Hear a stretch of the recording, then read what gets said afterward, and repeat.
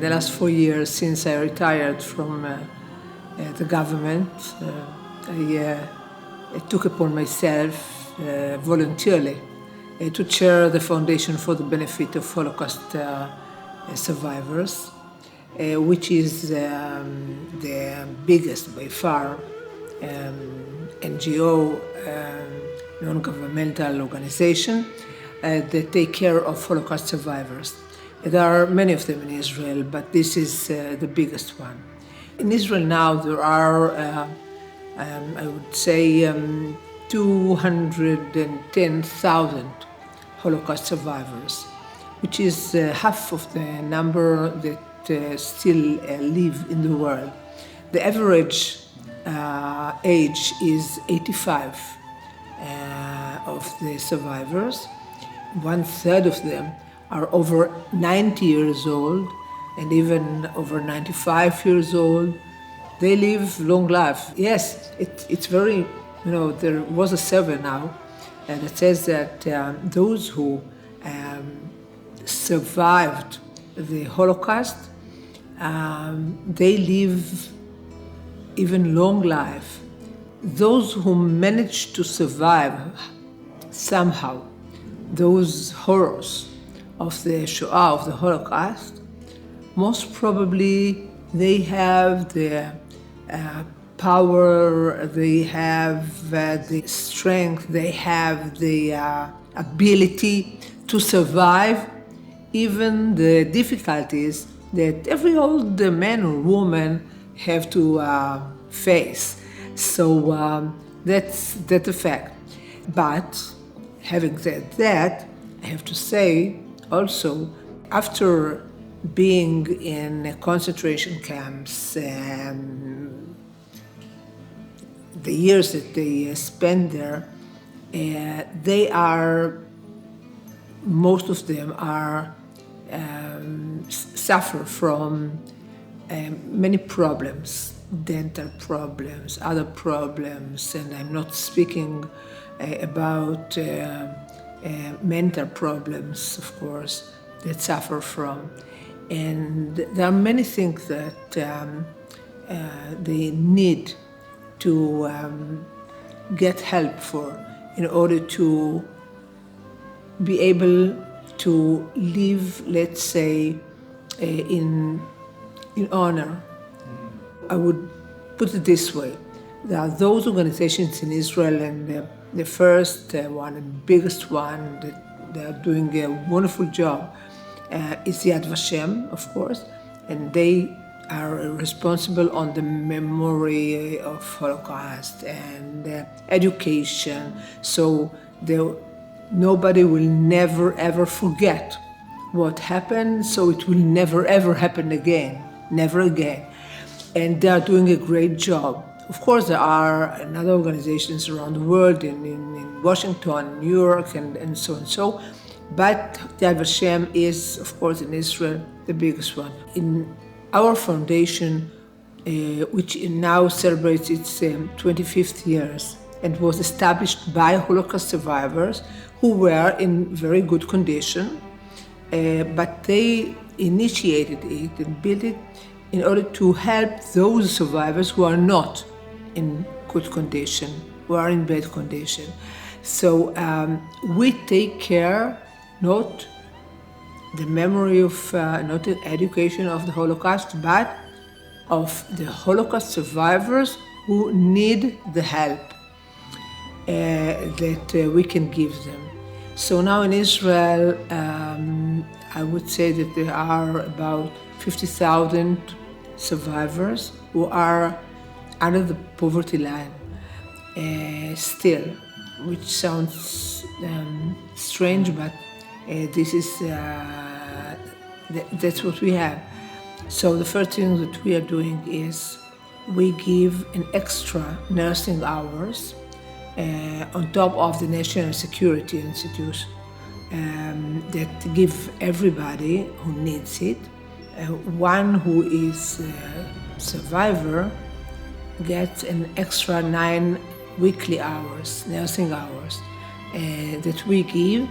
It is paid by the claims conference and the Israeli Finance Ministry, 50-50, more or less. It's a lot of money, and we do the job.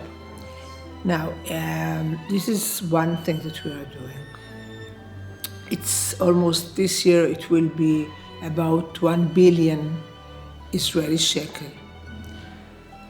which is 1 billion, 250, 100 million euro, more or less. It's a lot of money.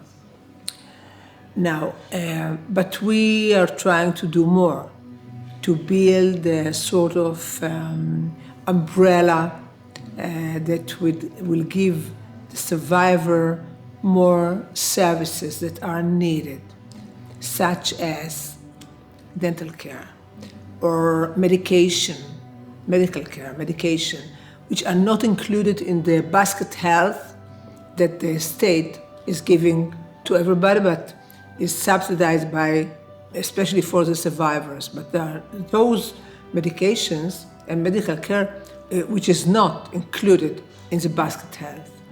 And it's very, very, very expensive. So we are trying to help those survivors who cannot pay for it, to pay it for them so they can go on living and help themselves, help their health. Just to give you one example. We're now taking care of a survivor. She's from Ukraine. She and her husband and family and children made Aliyah to Israel. They came to Israel in 1991. Her name is Pina Vinokorov. I remember the name because we're now, taking care. I have many examples like this, but this is one which is really a tragedy. She lost her husband 8 months ago. She lost her son 4 months ago. She lost her daughter-in-law a month ago. And on top of everything, she's very sick and she almost lost her ability to see. They recommended to give her injection in the eye every month, one a month, 4 months, per month. Now, this injection costs, let's say, in euro, it's almost 1,000 euro a month. Per month, at the beginning it will take 4 months, and then they will see how it's going, and if it's going well, they will keep on. How can her income monthly is less than about 700, maybe 750, 100 euro a month. That's it. What is she going to do? It's not included in the basket health, of course. What is she going to do? So she appealed to us. By the way, in order to help, we do not get money, not from the claims conference, neither from the MOF, from the Ministry of Finance. We ask for donations from organizations, from private people. That's how we can help people. This is just one example, tragedy. There's so much to do. Now, the State of Israel gives money, a lot of money, but it's not enough. Let's think about a survivor in a wheelchair getting in the very old apartment, getting into the room, the bathroom or another room, okay, with a wheelchair. It doesn't go. So he or she has to widen. We're doing it. It's a lot of money. Or glasses. We give glasses for free. Just last year in 2018, we gave 4,300 glasses just for free.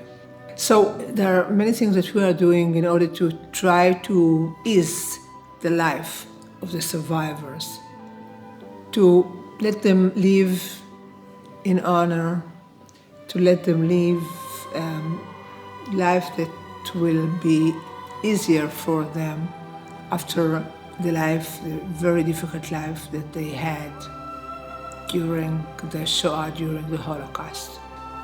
That's something that I took upon myself, and I take it as a sacred mission. And I am very happy to do it, although it's not a happy job, I would say, but I'm very happy to do it because I can help people, and I can help especially these people that we owe them so much. So that's it, Nedy. Perfect. I have only one question. This was one question, no?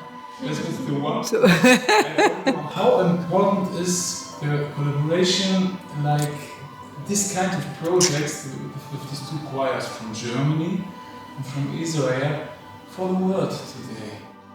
What do you think? before I came here, yesterday morning, I knew about the project, of course, because when they invited me to come, they told me about it and sent me some stuff and read about it. But, and I even prepared some words to say this evening before the concert. But now I'm going to sit and rewrite what I prepared. And why?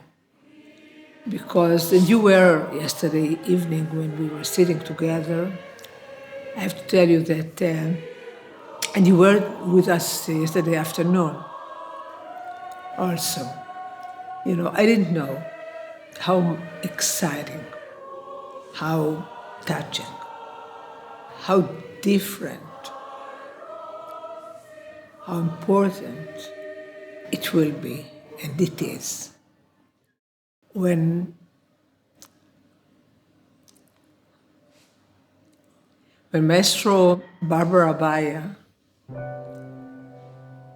stood up to say some words, because they asked her to do that, and when she stood up to say some words, and then I stood, and we hugged, and she started to cry. Now I'm crying. And she started to cry. I found people from Germany are so close to us, and I felt that they really feel what we feel about Holocaust. I really found that they are one of us. And I felt it, and then later on when we were sitting and they started to sing, wow, I'm telling you, it is so special. This is something that we have to go on and spread around the world wherever it is possible. They are so special. I feel so close to them now because they feel close to us. I don't know, I asked her, how did it start? How it came to you at all? In a city of Bayreuth, I don't even know where it is, they told me. I wish that more and more and more people will feel the same. For me, it is an unbelievable experience. Yeah, it's good the world to see how can we. We have to come to Germany, maybe to Bayreuth. I've never been in Germany. No? No. It's time? It's time? Maybe. For a good reason. Yes. Thank you. Thank you, Nedy. Thank you, Nedy. Thank you so much. Thank you.